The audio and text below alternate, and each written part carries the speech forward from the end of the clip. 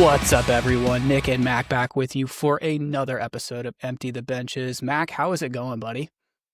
Pretty good. I'm gearing up to go on a long trip here. Going to be headed out to Germany and Amsterdam and a couple other places. I'll be leaving in just a couple days. I'll be gone for around 2 weeks. So excited for that. Not exactly sure what the plan is. I think you'll still be bringing some kind of a show to the audience at least once or twice while I'm gone.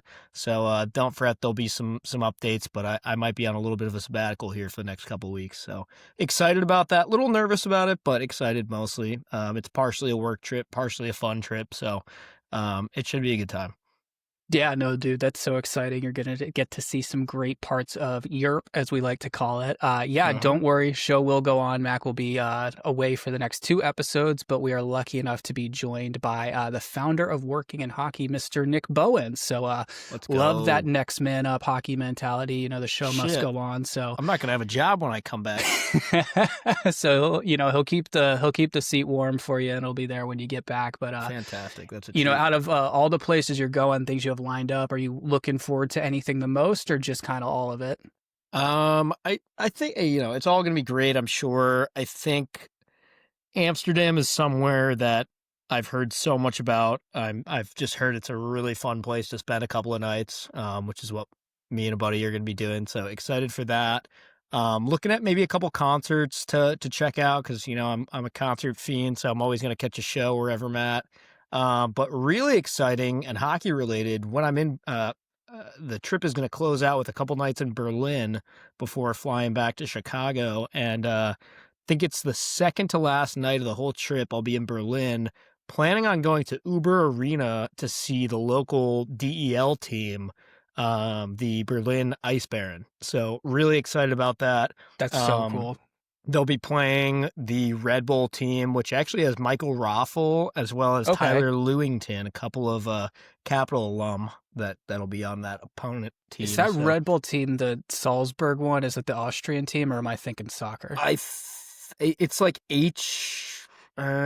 HNC Red Bull or something like that. Okay. I forget exactly where they're based out of, but I was just looking at their roster, and it's always fun seeing a couple of ex-NHLers there. But I've heard that the DEL is like a really high caliber league, and I've never gotten to see it. I've never gotten to see a game, obviously in person, but I've never really even watched any of it like on TV or anything like that. So just excited to like catch a different brand of hockey, especially in person, and see what that's all about. Yeah, absolutely. I've seen some videos of the crowds over there. Like, obviously, they kind of have that more like soccer crowd vibe with like the singing and chanting that goes on. So I'm sure that's going to be insane to see. Definitely let us know what like the pregame atmosphere is like, what the, I don't know, kind of like tailgating version, I guess, of that would be, where you go to like the couple bars before or something like that. But no, it's going to be insane, dude. I'm pumped for you to get to experience that. I remember a while back, our buddy Zach Fucali, when he was on the show last time, I think he put us in touch with one of his former teammates who was playing for that Red Bull team at the time. And we reached out to see if he would come on the show. And just because of the way their contract situation worked, he was like, no, I will totally do this. You just have to get it cleared with like Red Bull.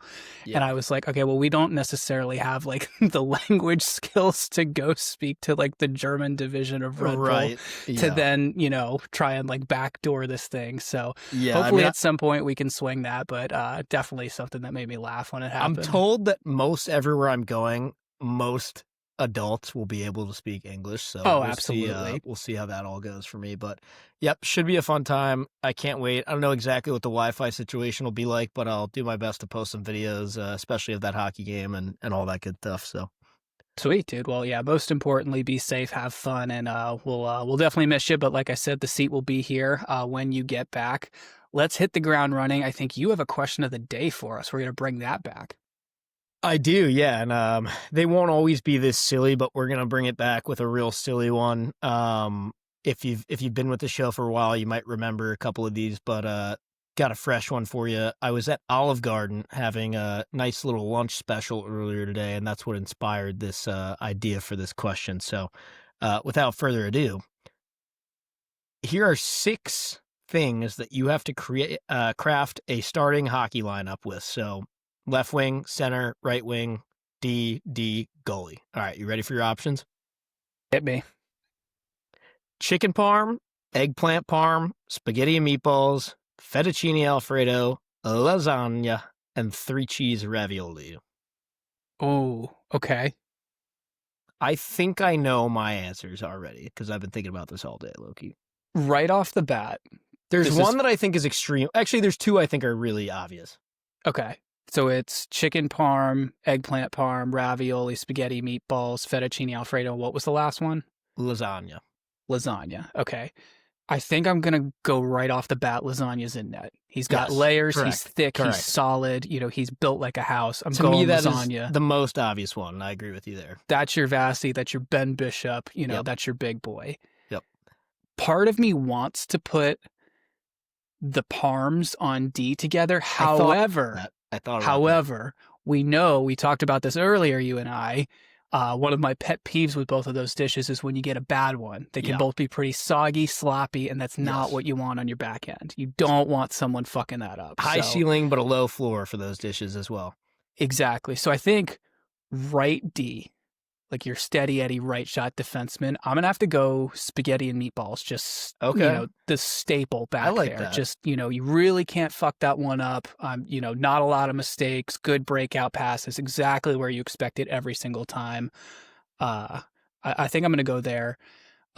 Next move, I'm gonna stick the parms on the wings, because I can get on their case a little bit if they get sloppy, but really all they got to do is up and down, run and gun. I want them to worry about scoring. That's all I want them to focus on. Yep. And what do I have left? I have fettuccine alfredo and ravioli. And ravioli. 3-cheese ravioli. Okay. Fettuccine alfredo, I'm gonna put it lefty. Ravioli, I'm going center up the middle. Okay, I like that. I have a couple differences. I agree with you. Lasagna in between the pipes, no doubt.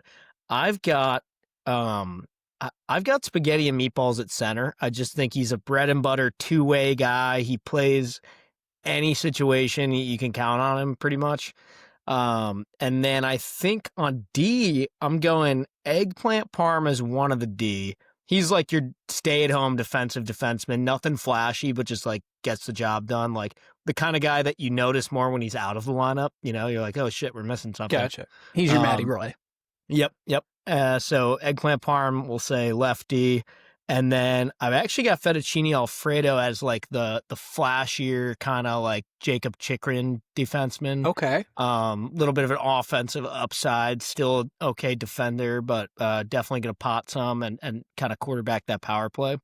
And then on the wings, I like ravioli at right wing. Okay. And I like chicken parm as like your leading goal scorer on the left side. Just a really flashy player. Yeah, I think that's my play. I like that. Chicken parm on the wing makes sense to me because, that guy's good for 20, 25 a year. Yeah, you just count on him. Exactly. And ravioli, I think surprises you sometimes too. And some years he's got 15 goals, but like he had one season where he had like 39. And you're like, dude, that was crazy. Like the Alex Semin 40-goal year. Yep. Yeah, nice.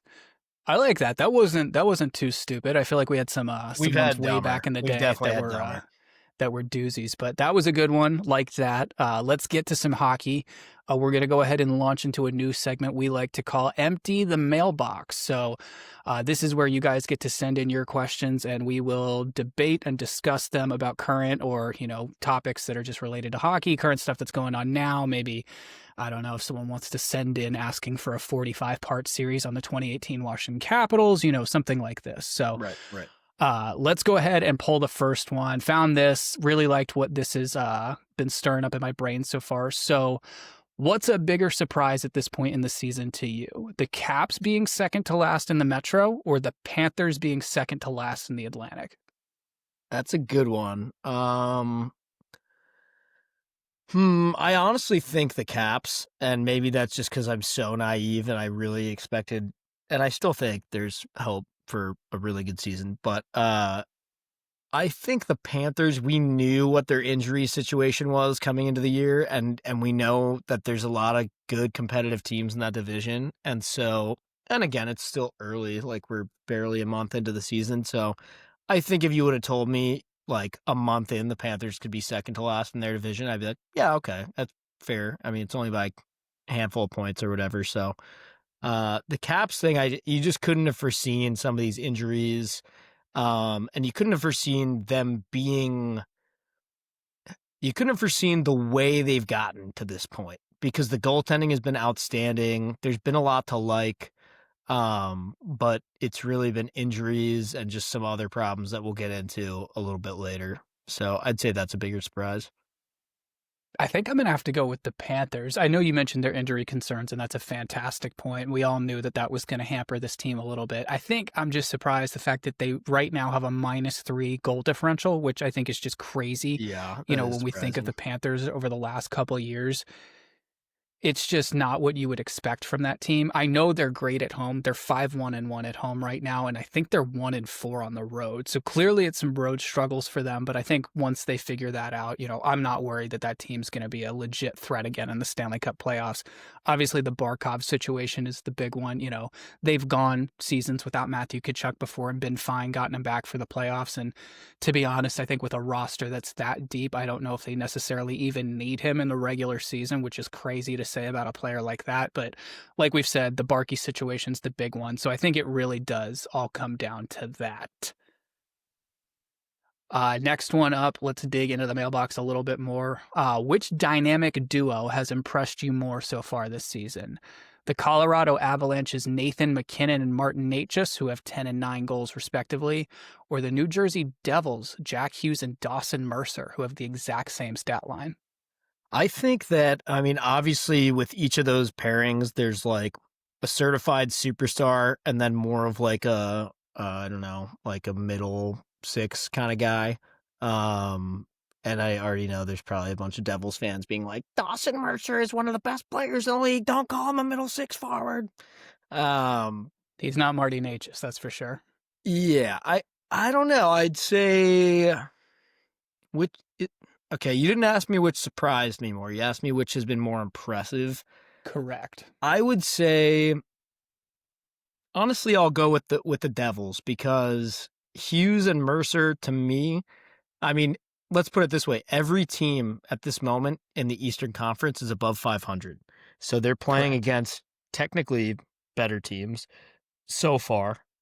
I mean, I haven't looked very closely at the Avalanche schedule. I don't know who all they've been playing, but I think that's one thing you can look at.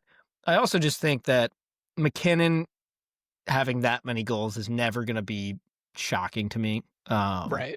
It's just kind of par for the course. And Jack Hughes, that's not shocking either. But with the injury stuff recently, there was certainly some question marks around like, will he get off to a slow start, or will he have any lingering injury issues, that kind of thing. So I guess it's a little bit more impressive what Hughes and Mercer are doing, even though they have the same stat line as Nate Mack and Nietzsche. I would have to agree. I think, like you said, it's just kind of expected that Nate Dogg is going to produce at that level. I think at this point, we also kind of should be expecting this from Natchez, given what that contract was.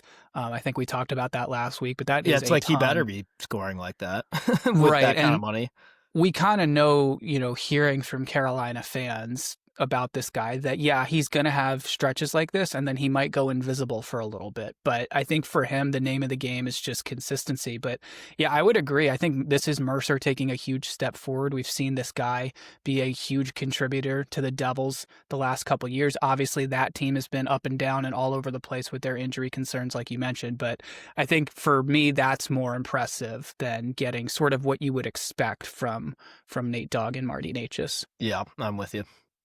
Last one, and then we'll go ahead and close up the mailbox for the day. Fill in the blank. The 2027 Stadium Series being played at the Dallas Cowboys Stadium, aka Jerry World, is SpongeBobian indoors, indoors, indoors. Take it away, Gary Bettman. oh my god, that's No, I so mean, this good. is just kind of defeating the purpose, isn't it? Like, the stadium is inside. I mean, they have a retractable roof, right? I think. They do. So, like, okay, but I mean, I don't know. It's way up there. Like, I've seen pictures of it. It's like the roof is like all the way. It's just a convertible. Like you're opening the ceiling. So it's not really you're not gonna like see like a skyline, I don't think. Um, I don't know. It's pretty silly to me.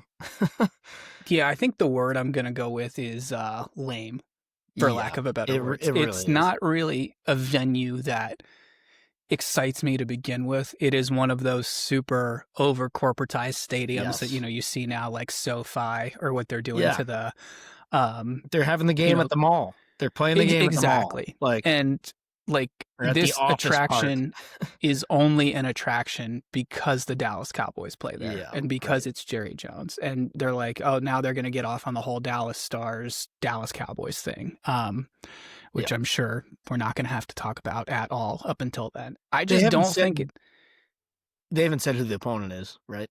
they have not. I've seen some rumors that they're saying it might be the Avs, or the Golden Knights or something, just Oh my because god. the people they would draw. But yeah, I don't really. It doesn't excite me. And I feel like that's kind of been the MO with the Stadium Series. Yeah. It's not exciting right now, and I just have that gut feeling that this is going to be one of those like Saturdays that you're like, oh crap, this is happening today. Yes. Oh And yeah. I can't imagine that the viewing for this is going to be very good. You're going to be sitting so far away from the Yeah. hockey rink. I mean, Yep. Yep. they showed like a rendering of what it would look like if the football field was still there, which I imagine they're going to do because it's the Dallas Cowboys Stadium. Right. And you are sitting so stinking far from the ice. To me, that's just Oh, it. I'm It looking at kind the of rendering right now. defeats the purpose of why people go to hockey games in the first place. I'm sure Yeah, the this Stars will do a great job of turning it into a show with a pregame act and maybe like an act in between periods or I'm something, which sure is Carrie Underwood will sing a couple songs or exactly, whatever, but yeah. like, yeah, this is just lame. And It yeah, this rendering looks insane. Everybody is like a mile away from the ice. Yeah, it just seems like it's very in theme with what the Dallas Stars are doing as an organization right now, which is just gobbling up shit and making it corporate. So if you Yep. know, you know. Yep. That I, go ahead and wraps up our mailbox. Any final notes on any of that? I mean, I was also just gonna say I expect that the jerseys will probably be like turbo ass for that too. So that's I also mean, been like kind of par for the course with a lot of the Stadium Series lately, I feel like.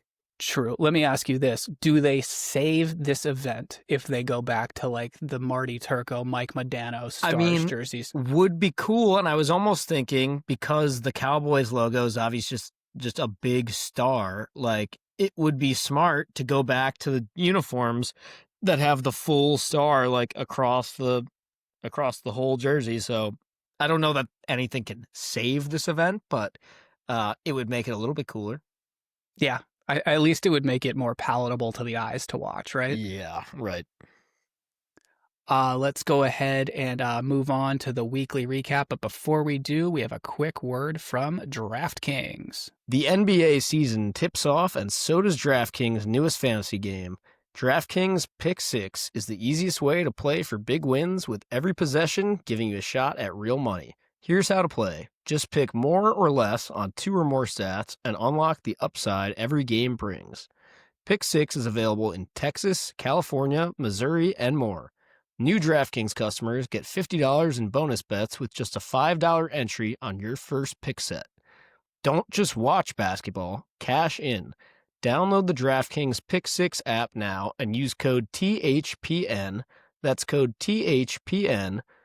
Play just $5, get $50 in Pick 6 bonus picks. Make the call, ride the upside in partnership with DraftKings Pick 6.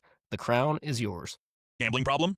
Call 1-800-GAMBLER. Help is available for problem gambling. Call 888-789-7777 or visit ccpg.org in Connecticut. Must be 18 plus. Age and eligibility restrictions vary by jurisdiction. Pick 6 not available everywhere, including New York and Ontario. Void where prohibited. One per new customer. Bonus awarded is non-withdrawable Pick 6 bonus picks that expire in 14 days. Limited time offer. See terms at pick6.draftkings.com/promos. All right, let's go ahead and talk about your Washington Capitals. It's not good, dude. No, it's I not. don't know what else to say other than it's not good right now, and I think it might get worse for the time being. Yeah, I guess we can start with the Islanders game on Halloween. Kind of unfair to Boo. play an orange team on Halloween. It seems like that the fix was in early for that one. But Wilson gets us on the board in the second period. JG Pajot gets a shorthanded goal late in the second, ties it up, and then third period kind of fell apart. Horvat scores a goal. Barzal gets an empty netter. Surprised he was allowed to shoot the puck into the net. That's shocking. I'm sure he was punished for that. So yeah, kind of a dud of a game there. I'll be honest, I didn't watch that game live. I caught some highlights later, so might not have the best analysis for it. I was busy having a Halloween party, and I'm kind of glad that I didn't tune in because I was having a pretty good time. Yeah, no, I think you made the right choice. I was in the same boat, kind of caught up on this one a little bit late the day after. Didn't love what I saw. I mean, there was a couple good chances here and there, but you kind of nailed it. Wilson gets him on the board, and then it kind of just, slowly fell off from there. Obviously, the big concern from this game is the Pierre-Luc Dubois situation. Helped off the ice, it did not look good. Your initial thoughts and, musings after seeing how he was helped off the ice. Yeah, I mean, that's a guy who you could argue was maybe our MVP last season.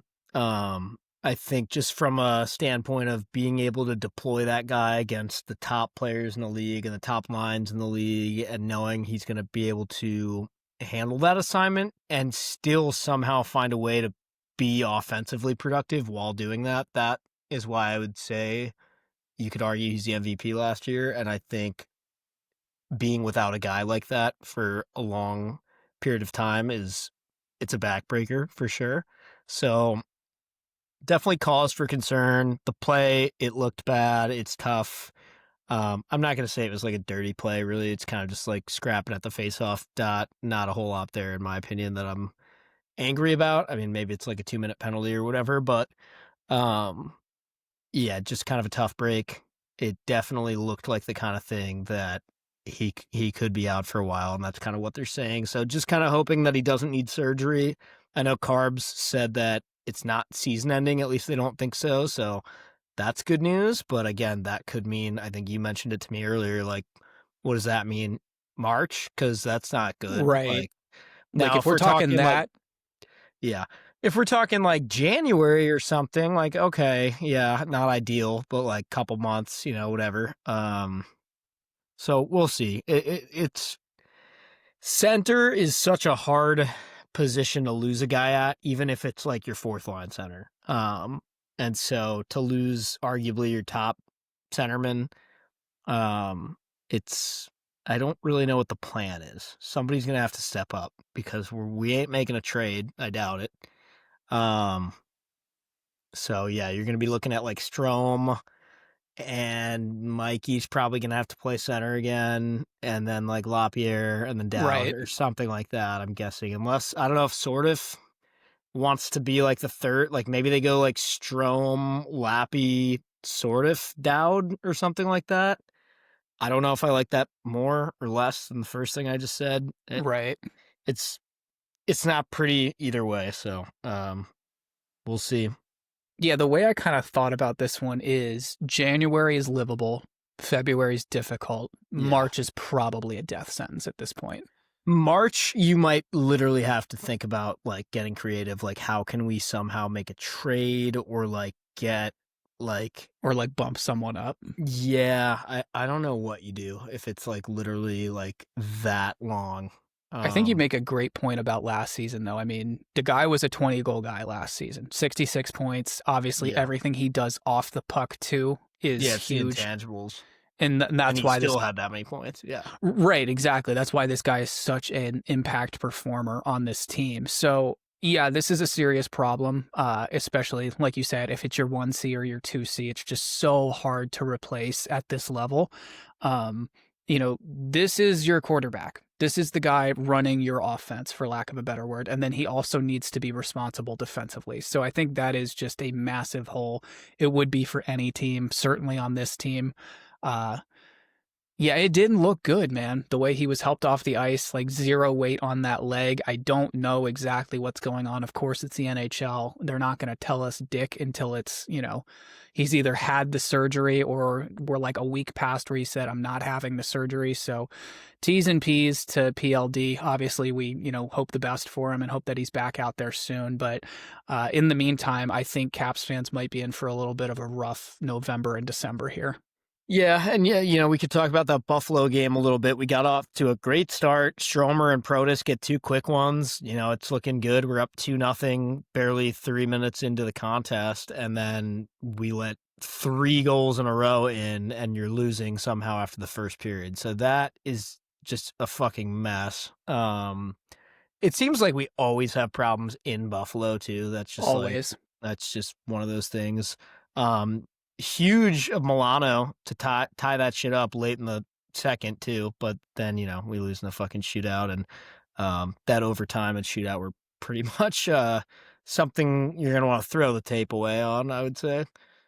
Yeah, again, the overtime was not great. I have so many things I could say about that, but I just want to go to the shootout first. I love Ovi. I have the same birthday as Ovi. He has been my hero for as long as I can remember. Yeah. That man has no business being in the shootout. You or I genuinely have more business being in an NHL shootout than that guy at this point. He was like never good at the shootout. Like, right. I mean, like, if you're even going to go 10 out there years ago, it wasn't really a good idea to be putting him in the shootout. I don't know if this is a situation where, he's saying, put me out there, and they just like can't say no to it. But I mean, I love the fact that Leno went out there after him. I don't know how that kid's not shooting second or third out of everyone in the lineup. But yeah, Leno should be going, maybe Stromer. I'd honestly like to see a guy like Milano go in the shootout. Yeah. I mean, he's got that Oshie skill set. How about Mikey? Yeah, McMichael, even like a LaPierre, I don't hate that. Right. I think those are the guys you got to give a little bit more looks to. I like how they shook it up. They went Strome, Beauvillier, McMichael, Ovechkin, Leonard. And I'm okay with Bo as well. Yeah. I don't mind that. But like, even to me, like, why not put Chicky out there instead of O? Yeah. Yeah, I don't know. That's a tough one. It's rough. And then going back to the game itself, I mean, what a just cracked out first period. Caps get the first 2, and then in prototypical fashion, like you said, typical Caps Sabres game, the Sabres come back with 3, and then it takes a late one in the second period to tie it up. Third period is crickets, and then just a nonsensical overtime, and then a shootout. So stupid ass game. Exactly. Such an incredibly frustrating hockey game to watch. Moving forward for the Caps, they have St. Louis tomorrow night or tonight, the night you guys are probably listening to this. That game is going to be on TNT. Love that. We always get the TNT games these days and feel like we always play bad in them. But then they followed that up with Pittsburgh on Thursday in Pittsburgh. And then Tampa on Saturday in Tampa. Big week. And then they'll stay on the road pretty much until Saturday, November 15th against the Devils. In that time span, on Tuesday the 11th, they will be in Carolina. And on Thursday the 13th, they will be in Florida. So those are some tough matchups. I mean, particularly Tampa, Carolina, Florida, Jersey. That is a 4-game stretch I am not looking forward to. Yeah. I think you got to get at least 2 wins out of that, though. Yeah, I think this week is huge. To get back in the win column against St. Louis and or Pittsburgh would be massive. Especially St. Louis. These guys have not been playing very well lately. Take advantage there. Pittsburgh's been hot, and those games are always heated. So that'll be fun. But I'm kind of hoping that the team gets hyped for that one. Going into Pittsburgh, it's a big rivalry, especially with the way the Penguins have been playing this year. It's like looking like more of a rivalry than it has in the last year or two. So I'm excited. I definitely want to watch both those games because I don't know how well I'll be able to keep up while I'm away. Most of these games are going to be starting at like 2:00 in the morning for me local time. So I don't know. It could be perfect timing for you depending on what's going on over there. But that's true. No, the St. Louis one is big. Like you mentioned, they're struggling. I think only the Flames have less points than they do right now. So that's definitely a win you need to have. And then I think, if you're looking at Tampa, Florida, Carolina, just get one of those and then you're sitting pretty. Yeah. Now, if this goes south quickly and they drop these four, I think we're kind of going to get a little bit of a not, not a complete panic mode. I would say maybe a 3 on the panic index out of 10. Is that fair? If we lose the next 4 games in a row, Yeah, I think the panic would be higher because then we'd be on an 8-game losing streak. that is a good point. Yeah. I would say we'd be at least probably closer to like a 6. Honestly, Okay. that would not be good.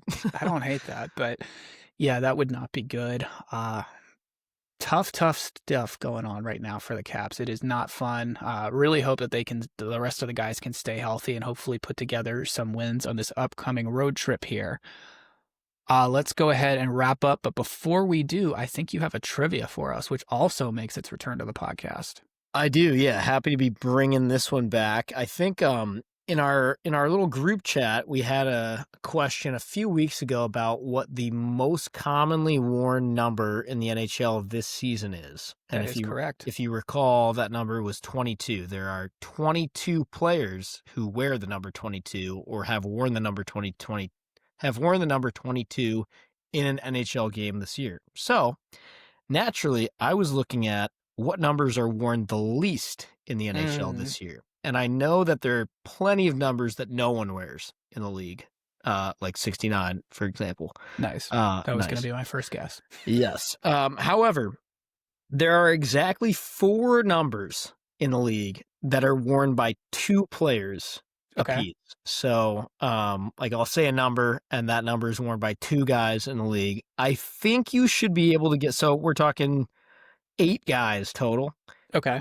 Out of these 8, I think you should be able to get for sure 3, probably 4, and maybe 5. I'm probably going to have to give you the others, but Gotcha. We'll start easy. The number 97 is worn by 2 players in the league right now. Correct.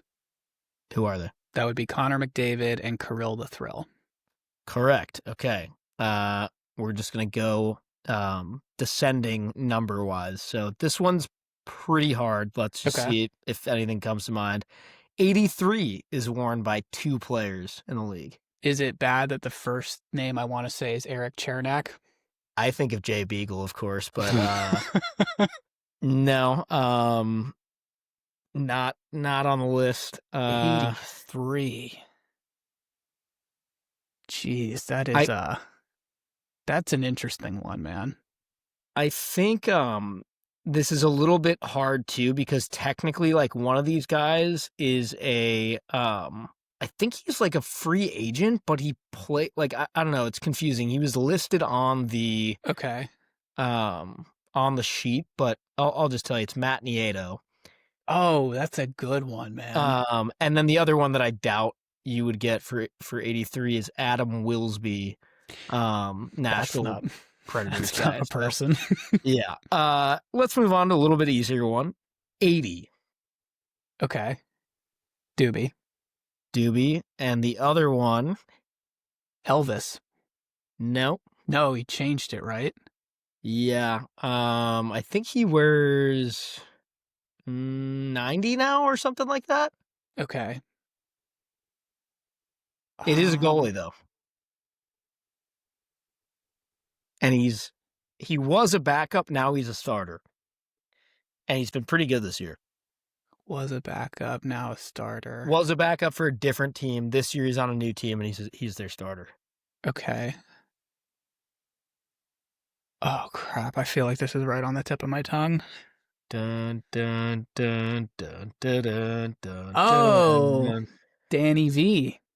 Darth Vladar. That's Vladar. Right. Yes, he wears 80. I always forget that.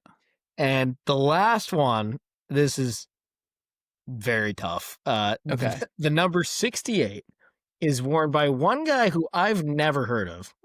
Okay. By the name of Callahan or Cal Burke. He plays for the Avalanche. I'll take your word for it. Yep. However, the other player that wears number 68, we actually just got to see play live, and he just got called up to the NHL. Oh, Zach LaRue, that's right. Zachary. So, yeah, a little difficult, but I figured you could get at least a few of those, and more just That's kind of a fun tough, fact man. that there's only 4 numbers in the league worn by 2 guys. That is wild. How many did you say that like no one is wearing? I would have to count them, but there was at Okay. least like maybe 5-ish. I mean, Okay. obviously it's 69, 99. There's probably a handful of others. I'm not sure. Right. I feel like there's some weird ones up there. Mm-hmm. Nice, dude. That was tough, but Yeah. I like that trivia is back. That was a good one. Hopefully next time you're back on and have one for me, I'll do a little bit better on that one. We'll get there. We're out of practice. Yeah, absolutely. Anything before we wrap up and you head your way to Europe? No, just follow, like, subscribe, YouTube, TikTok, Instagram, Empty the Benches on most of those platforms. Look us up, give us a like, give us a follow, share some stuff with your friends. We appreciate it. Yeah, absolutely. We'll go ahead and throw the link to the mailbox for all your discussion questions and podcast topics in the links in our social bios. Check our Instagram bio. That's probably where it'll be first. So definitely submit your questions. We want to hear from you guys. I'm sure we're going to get a lot of crazy crap in there too. So that's going to be entertaining for us. But absolutely make sure to like and subscribe like Max said, and we will catch you guys in the next episode.